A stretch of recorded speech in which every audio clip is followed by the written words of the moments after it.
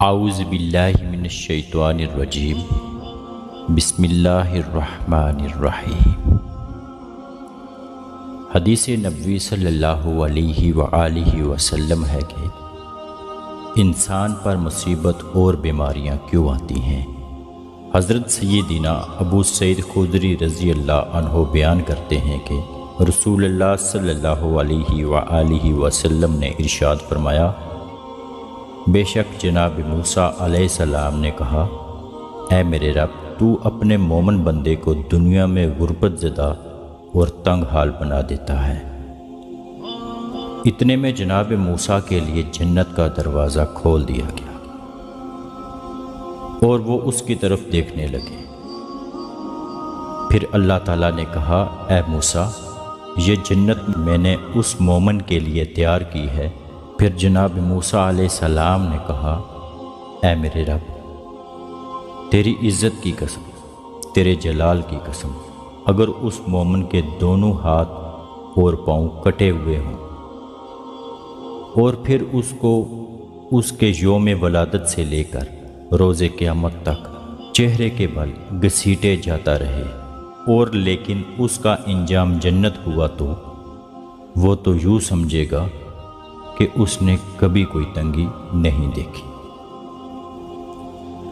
پھر موسیٰ علیہ السلام نے کہا، اے میرے رب، تو نے اپنے کافر بندے کے لیے دنیا میں بڑی وسعت پیدا کی ہے۔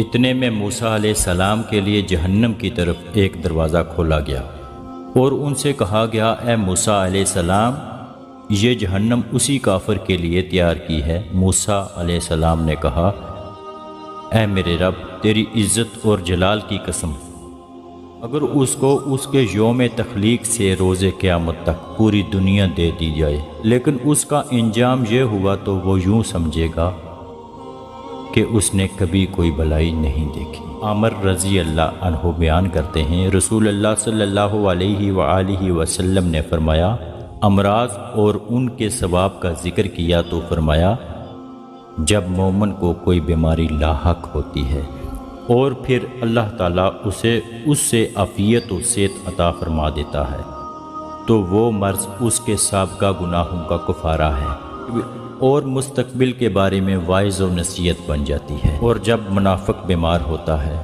پھر اسے عافیت عطا کر دی جاتی ہے تو وہ اس اونٹ کی طرح ہوتا ہے جسے اس کے گھر والوں نے باندھ رکھا ہو اور پھر انہوں نے اسے چھوڑ دیا ہو۔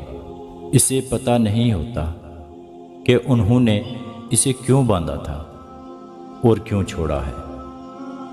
کسی شخص نے عرض کیا، اللہ کے رسول صلی اللہ علیہ وآلہ وسلم، بیماریاں کیا ہوتی ہیں؟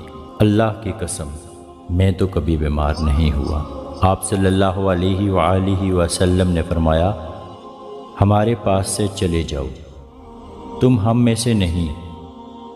حضور اکرم صلی اللہ علیہ وآلہ وسلم نے فرمایا کہ اللہ تعالیٰ اس شخص کے چہرے کو تر و تازہ رکھے جس نے حضور اکرم صلی اللہ علیہ وآلہ وسلم نے فرمایا، اللہ تعالیٰ اس شخص کے چہرے کو تر و تازہ رکھے جس نے مجھ سے کوئی حدیث سنی اور پھر جیسے سنی اور ویسے ہی اسے آگے پہنچا دیا۔ اللہ تعالیٰ سے دعا ہے کہ اللہ تعالیٰ ہمیں صراط مستقیم پہ چلنے کی توفیق عطا فرمائے۔ آمین ثم آمین۔